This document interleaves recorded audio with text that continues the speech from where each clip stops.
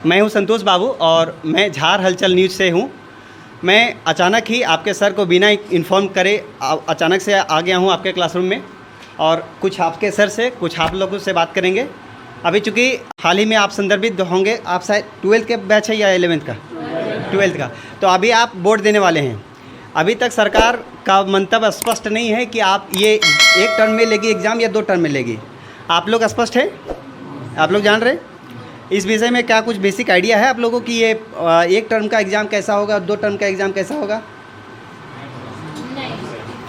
तो इस विषय पर भी हम लोग बात करेंगे।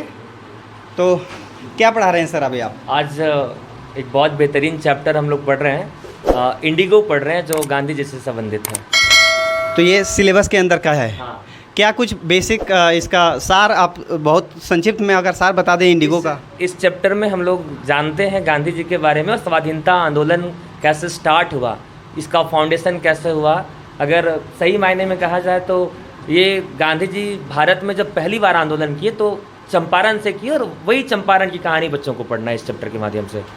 तो गांधी जी का कहानी हम पढ़ें तो इतिहास में पढ़े तो अच्छा लगता है, लेकिन एक लिटरेचर के रूप में वो भी 12th क्लास के बच्चों को ये पढ़ाने का, सिलेबस में इसको रखने का क्या कुछ उद्देश्य रहा होगा? मेरे विचार से बच्चों के मन में एक तो एजेंसी ये चाहती है कि बच्चों के मन में नई चेतना जगे, गांधी जी के प्रति, स्वतंत्रता सेनानियों के प्रति सम्मान विकसित हो, और साहित्य के रूप में ना एक बड़े मज़ेदार ढंग से हम लोग पढ़ रहे हैं। बच्चा लोग से अगर आप पूछिएगा तो बड़ा इंटरटेन कर रहे हैं, इस चैप्टर को सीख रहे हैं और इंटरटेन कर रहे हैं। मतलब आप ये कहना चाह रहे हैं कि गांधी जी का जो मूल उद्देश्य है, उनका जो सोच है, वो जिस विचारधारा से प्रेरित है, वो विचारधारा को सिलेबस के माध्यम से बच्चों के बीच उस विचारधारा को पहुंचाना चाहती है जी। तो अभी 12th का क्लासरूम है ये, और इसमें क्या कुछ सिलेबस का क्या स्थिति है? आप अपने जो सब्जेक्ट है उसके कहाँ तक पहुँच पाए हैं? कितने दिनों में आप सब्जेक्ट? अभी तक की अगर बात हम करें तो जो पहला हम लोगों को रोड मैप दिया गया था कि टर्म 1 और टर्म 2 में पढ़ना है, तो मैंने टर्म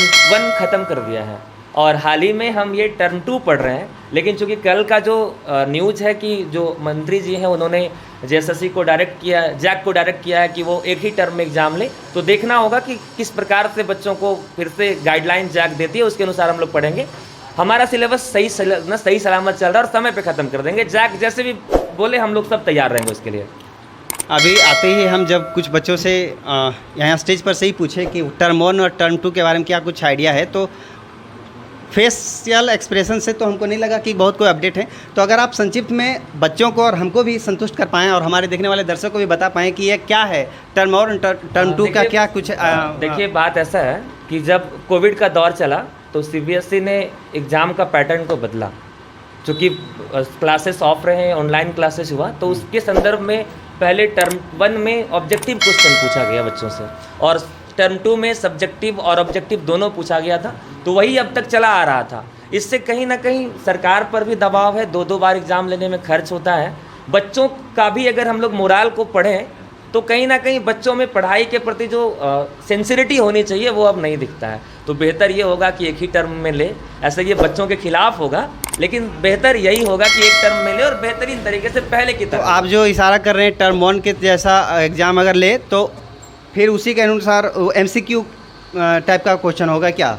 नहीं, अभी जो फिलहाल 2021 में एग्ज़ाम हुआ और 2022 में एग्ज़ाम हुआ, वो 2 टर्म में हुआ। फर्स्ट टर्म कंप्लीट ऑब्जेक्टिव था MCQ, और सेकेंड टर्म जो है वो कंप्लीट सब्जेक्टिव था ना, कंप्लीट सब्जेक्टिव था।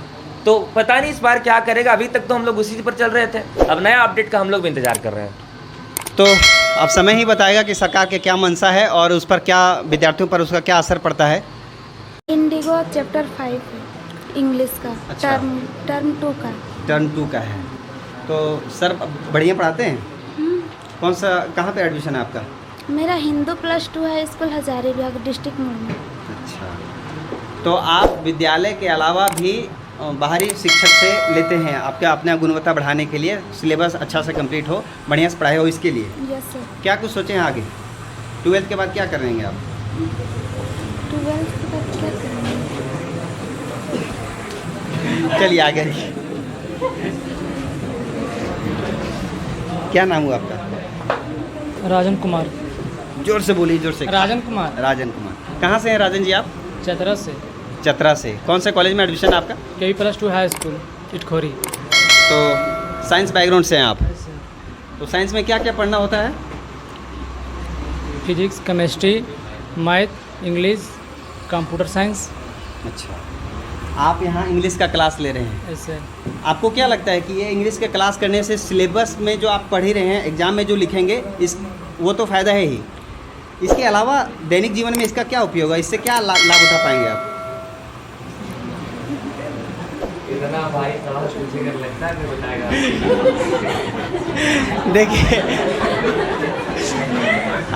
देखिए जानना चाह रहे हैं कि आपके जो बच्चे हैं उसमें आपके इंग्लिश के प्रति क्या उत्साह है, क्या कुछ उसके विषय में मनसा रखते हैं। आपसे विशेष भी बात करेंगे इस विषय पर।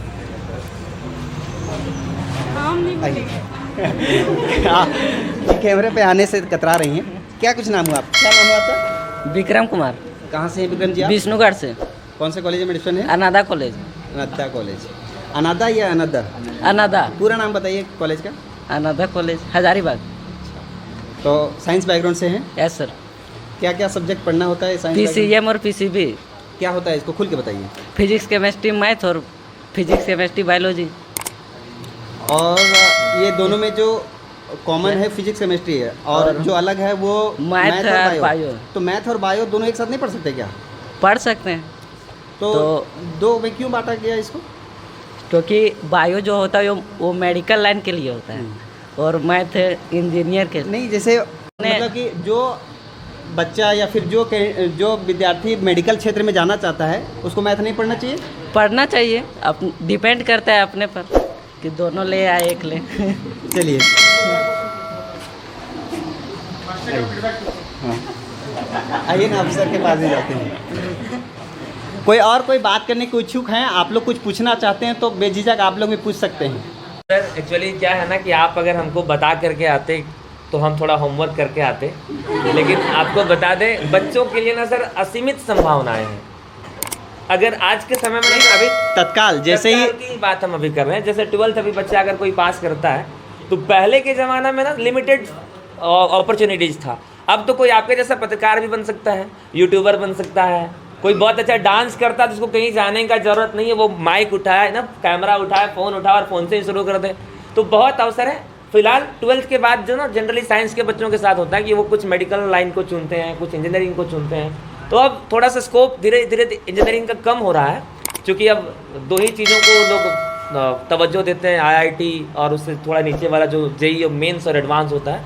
गवर्नमेंट सेक्टर का भी लोग तैयारी करते हैं, सरकारी नौकरियों का तैयारी करते हैं। इंटर पास करने के बाद लोग एलिजिबल हो जाते हैं, तो बहुत सारे अवसर हैं। सर मैं आपसे पर्सनली दरख्वास्त कर रहा हूँ कि आप जब भी इस विषय में कैरियर के बारे में बच्चों को बताएं तो उस दरमियान UPSC JPSC मतलब कमीशन के बारे में आप जरूर बताएं, क्योंकि खुद मेरे साथ ऐसा हुआ है कि मुझे बहुत दिनों के बाद पता चला कि जो हमारे ज़िले के जो डिस्ट्रिक्ट मजिस्ट्रेट होते हैं, DC जो होते हैं, वो IAS होते हैं और IAS कैसे बनते हैं इसके विषय में हमको बाद में जानकारी मिली।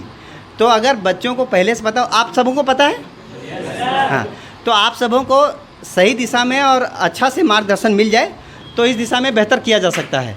बहुत कम कोई ऐसे इस तरह का इस लाइन में जाने को इच्छुक होते हैं। तो अगर आप पूछिएगा ना तो मेरे ख्याल से जिस दिन से क्लास ये लोग यहाँ अंदर प्रवेश करते हैं ना, उसी दिन से हम UPSC का सपना दिखाना शुरू कर देते हैं। Am I right?